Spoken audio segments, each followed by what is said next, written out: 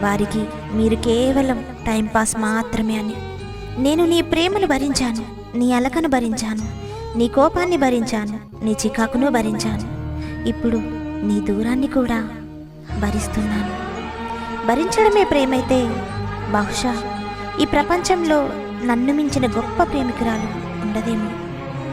నీకోసం ఈ ప్రపంచంలో ఏడ్చేవాళ్ళు ఎవరైనా ఉన్నారు అంటే అది నేనే. నీ నవ్వు కోసం ఈ ప్రపంచంలో ఎదురు చూసేవాళ్ళు ఎవరైనా ఉన్నారు అంటే అది కూడా నేనే.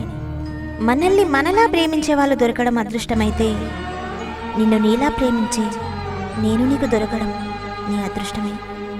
నువ్వు నన్ను దూరం పెట్టినంత మాత్రాన నువ్వు కాకపోతే ఇంకొకరు అని నేను అనుకోను.